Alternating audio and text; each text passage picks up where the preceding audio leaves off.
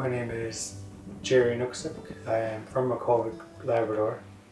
And this is where I grew up. I really like the winter. This winter now, I really like the cold. Growing up, I spent a lot of time wooding. Big part of culture around this Inuit region is wooding.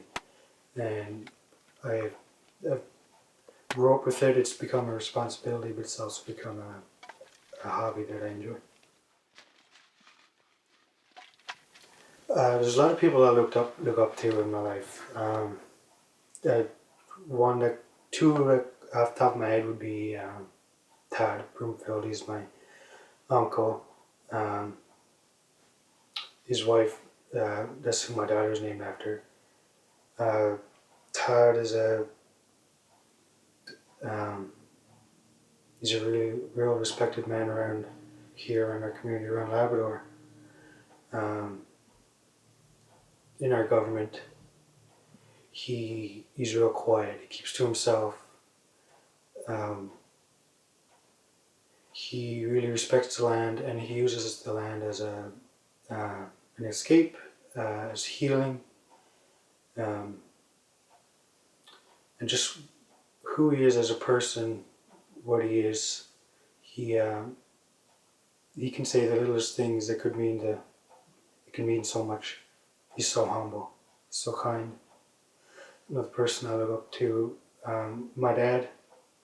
He said I have 8 siblings. There's 9 of us. My whole life, he always put us first. He put everybody first before himself. All throughout my life, people would come to him, asking for help. Out throughout the community, they would call him, asking for help for anything. Could be anything. Work at a furnace or get something from off the land for them, something to eat, or anything you can think of, they would call Dad, and he would always say yes. He would never hesitate to help the people around him, and then especially his family, his kids, his wife. He's very devoted to his family, and that's what I'm all about, is family, and I think that's where I get it from. It's my dad and his parents, and my mom and her parents. A healthy relationship. First thing that comes to my mind is caring for each other. Sounds so obvious, but it's just so important to care for people in your circle. Trust is another big thing.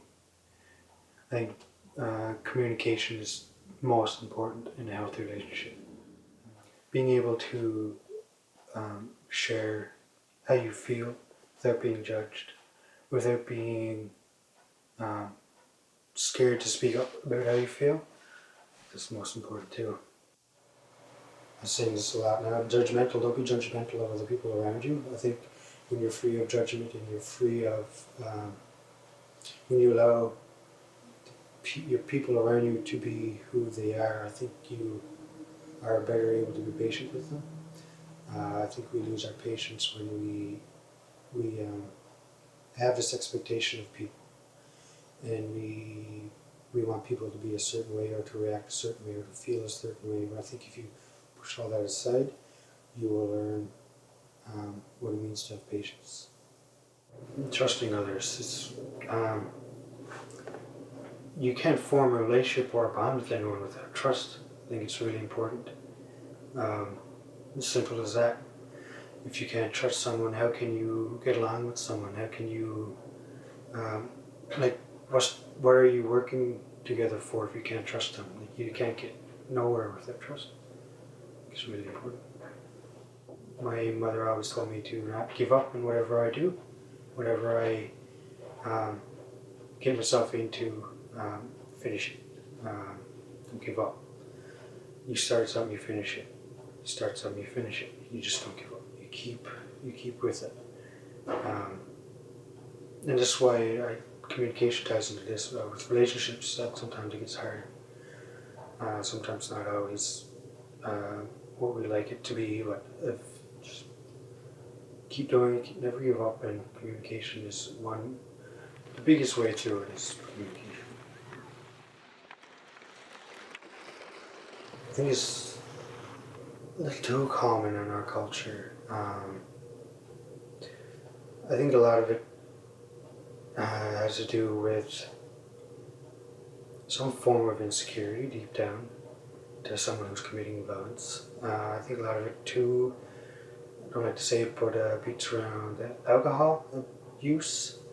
I've seen it, and I've heard of it, and I've heard stories, and I think, yeah, a lot of it has to do with who we are. Obviously, it can change. We've heard a lot about what's the word? Trauma, not trauma. We've heard a lot about intergenerational trauma, and I think I believe in that, and I really do. Like, how could someone go through what such hurtful things and not pass it on? Like, I've experienced trauma myself, and I've learned that and I suffered from anxiety after I've been over my trauma, and I've learned that there's actually like an incorrection in my in the chemistry in my brain, so there's actually is something wrong. And like, if I didn't deal with this in a timely manner, or like if I didn't try to correct this, like, I would obviously pass that on to my children. And I think I don't like to say this is somebody's fault or to put blame on people, because I don't believe in blame. There's always more than one person involved in any situation, but violence is no excuse. But I think intergenerational trauma is a big reason why violence is so common in our culture. I think overcoming violence would be a bit of a challenge for the Inuit culture. Inuit are very timid people, they're very quiet, they're very, they keep to themselves a lot, they don't like to speak up, they don't like to share their feelings. And I think escaping violence has a lot to do with talking about how you feel. And yeah, like I said, the Inuit don't like to do that very much. I think if we taught our younger generation how to communicate, we'd be able to better overcome the violence that we experience and witness. I do see an opportunity for change. I think our communities here in Nunatsiavut are becoming much more like together. We're becoming much more of a community. There's much more community gatherings, or it seems that way. It seems like we are much more open to each other, and we know that there are programs available for us to express ourselves. For example, there are community suppers. There's a program in school called the Nunatsiavut, which centers around getting together and practicing bits of our culture. All of these things allow us to take out what we feel inside. People change the cycle within themselves. Having someone to go to is big. It's big way to change. You can't do anything on your own. You need someone. Text, phone, in person. I like to tell my friends that you can call me anytime of day. My family brings me joy. I got a little girl who's 2 years old. She'll soon be 3. And when she was born, it was like I was reborn. So I truly know what it means to have joy in your life. I think the world of my family. I'm a very family-oriented person. When I'm sad, what keeps me going, definitely in the past 2 years, my daughter. Said she's 2, she'll soon be 3, and it's very easy to just look at her for a couple minutes and feel all the motivation that you need to feel. Keeping a healthy mind is important. I've learned recently that keeping fit is important to me. It keeps your mind clear. Hitting the weight room has been a hobby of mine lately. I'm trying to make it a hobby because living with like anxiety, you have a very cluttered mind, and exercising lets you literally like expand your mind and allows you to feel your emotions in a healthy way. Allows you to get rid of your emotions in a healthy way. Be kind to others is probably the biggest thing. Help others. Always be a helping hand. Uh, it's important to express yourself as well. It's always important to have a clear mind. I think you can't have a clear mind when we're stuck in this culture or this subculture of alcohol and alcoholism. We talk a lot about how intergenerational trauma has brought us very poor coping skills. I've been sober now for 5 years.